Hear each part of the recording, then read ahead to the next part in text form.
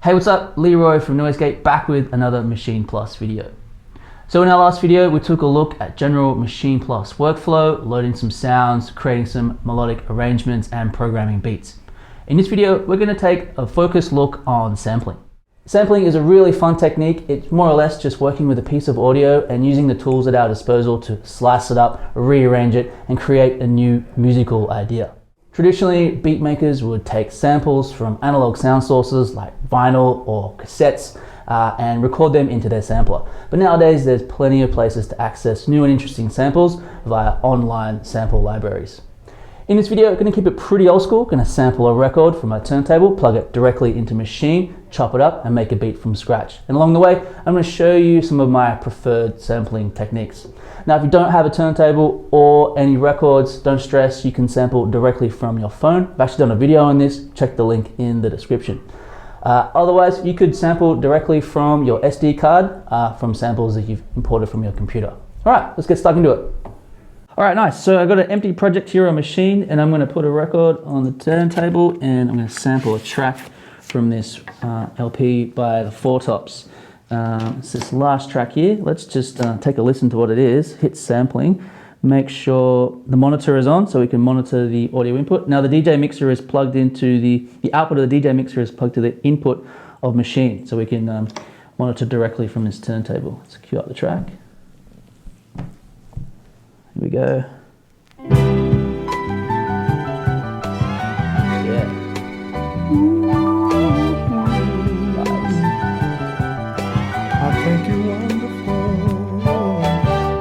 Nice, so we're going to sample just that sort of 2 bars or 3 or 4 bars or something like that. Sounds real nice and vibey. Just going to make sure I have this recording mode set to detect. That means it will start recording once the audio level passes this threshold. So that's just kind of useful for not having too much silence at the beginning of a sample. So I'm going to cue this record up again. All right. Now I'll hit start, and then I'll play the turntable, and then it will start recording.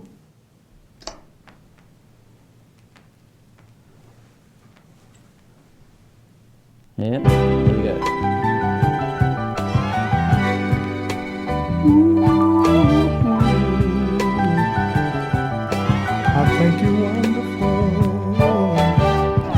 Cool, that's pretty much it. Hit stop. Now you can still see there's still a little bit of silence at the beginning of this sample. That's okay, we can clean it up using the audio editor. So let's hit the edit button and we can use the start and end points to sort of select the region of the audio that we want to work with. So clearly all of this stuff at the beginning is unnecessary. Let's just zoom in a little bit, make sure we can get to the very beginning of the sample. You can even trigger it. Yep, that sounds like the beginning. And let's zoom out again and make sure we just crop off the end as well. It's probably about there. Now if we hit apply, it'll erase all of the audio that's outside of the selected region. So cool, just cleans up the audio a bit. And also, let's go to normalize. What normalize does is it brings the relative volume up to closest to 0 dB possible. Just kind of applies some extra gain. Excellent. And now what we should do is let's just change the BPM roughly to 90, and then we'll go to stretch, and we're going to sort of time stretch this a little bit. So when you go to stretch, it gives you a few options, and it shows you that it's kind of calculated a rough BPM of 79.3 BPM. That's what the original sample is set at. Now I'm going to set this to around 90. And we'll turn the format on. And this mode here, that shows you the algorithm in which Maschine will process this sample to time stretch it. Beat meaning it kind of looks for rhythmical kind of audio transients to process the sample. So we hit apply and hear that sounds. There we go. Excellent, so it's changed the BPM to around 90, but it's also preserved the pitch, which is really important for working with this sample, because I like the integrity of this sample as it is. All right, so now we can move to chopping this sample up. So we head to the slice button, and this is where things kind of get really fun. There's a few options that you can do for slicing up a sample. You can go to detect mode. What this does is it sort of automatically places a slice over every single transient as you increase the sensitivity. So it just places these automatic slices wherever it sees these transients. So that's a quite efficient way of chopping up, but it doesn't really work for me in this instance because this is quite a rhythmical sample. There's quite a lot of rhythm to it. So I want to chop it up based on its groove. So I'm going to delete that and I'm going to select manual mode. So this is really handy because you can actually manually place slices as the sample plays through. So I'll show you how that works. So this pad here is engaged, it's flashing. And as soon as I trigger it, it'll start playing through the sample and I can manually tap in slices as I go. All right, so here we go.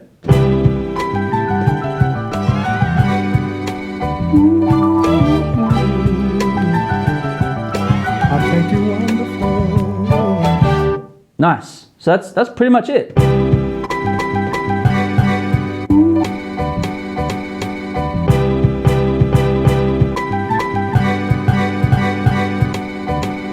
So now we've got all these slices, we can sort of assign them all to a group on Maschine. Now you can make some edits to all these slices before you do that. You can use these little icons here, there's little arrows, and you can change the start and end point. So if you wanted to kind of clean it up a little bit before you do that, but don't stress too much about it because you can always do this afterwards too. So you're not kind of like limited to doing it straight from the beginning. So I hit apply. Now I'm going to assign this to group A. Right, and then hit OK. Now take myself out of sampling mode and then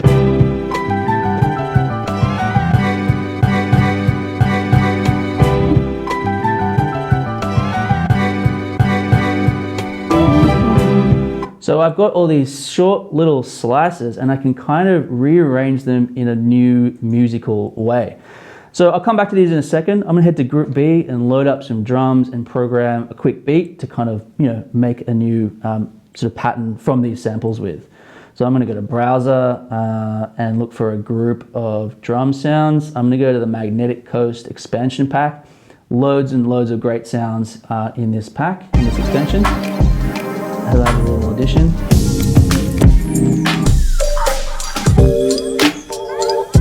That sounds pretty cool.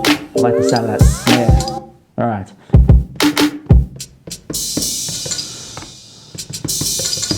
So let's quickly program a beat. I'll go pattern 1 and let's just make it 1 bar long. You guys know how much I love short phrases for drums. We can duplicate and double the length of them later. Let's use a step sequencer to sequence some hats and then we'll program in some kick and snare. So I'm kind of making a bit of a sort of, underground kind of 90s hip hop, boom bap hip hop beat here, all right? That's kind of the vibe.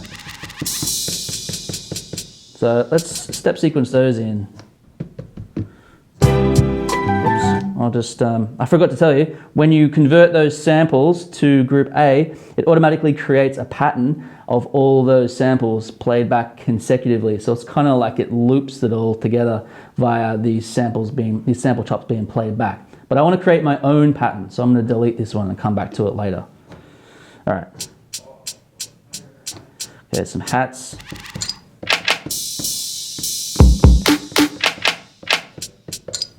Now I'm program some more in here.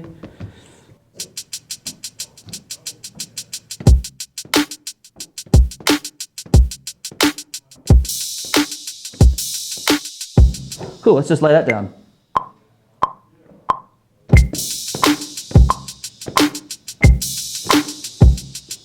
Now, if you want to hit your events button, and this will give you an overview of all the events in your pattern. If you want to select them and move them around, I'm pretty happy with that arrangement. Let's just add some extra little percussive sounds like this.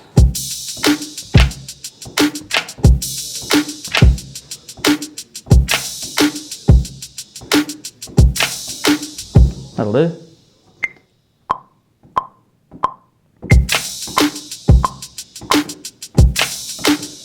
Now that ride there is kind of annoying me. So what I might do is take it off one shot mode and bring the release down so it doesn't play out that whole sample. So it's a bit more of a gated ride.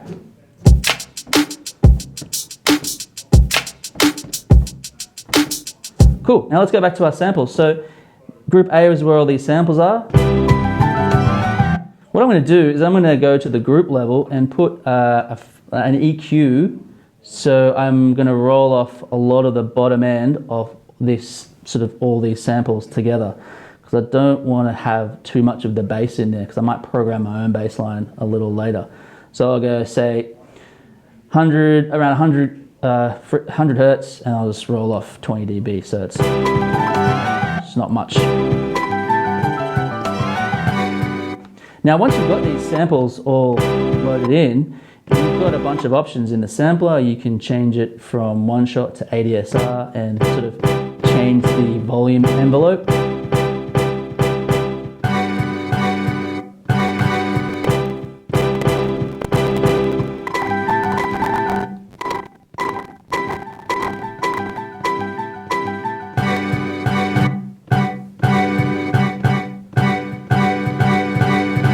So I'm just changing the release time.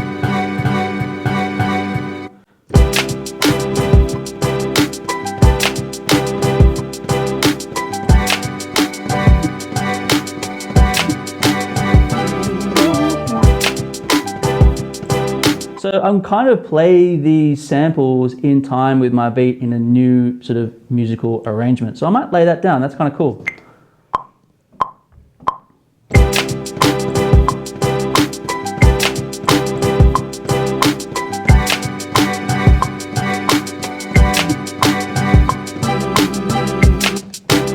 Cool, so that's probably, yeah, it's around 4 bars long. Let's just see how that sounds played back.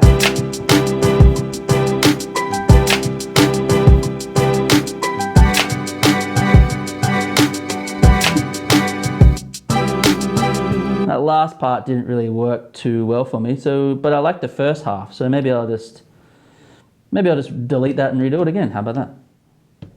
I'll keep it on auto, so it will just play with me as I go. Here we go.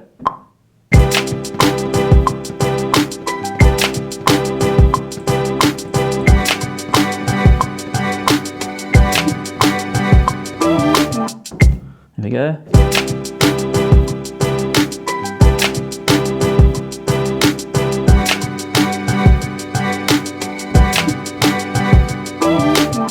Now let's kind of come up with a different arrangement.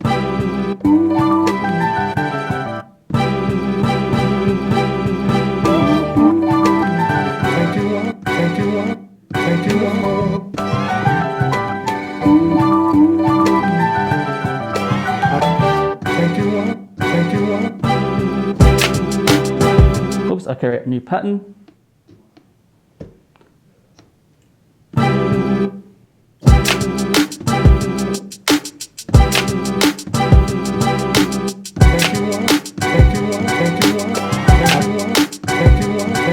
Pretty cool. Let's do that.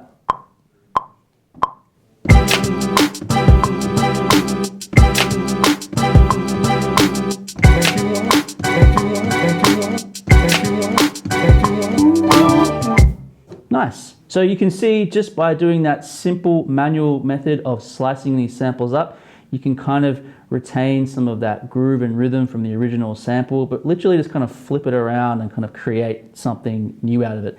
From here, you're kind of free to just sort of go ahead and place effects on individual samples or over the group of samples like I've done with this EQ and create new and interesting arrangements.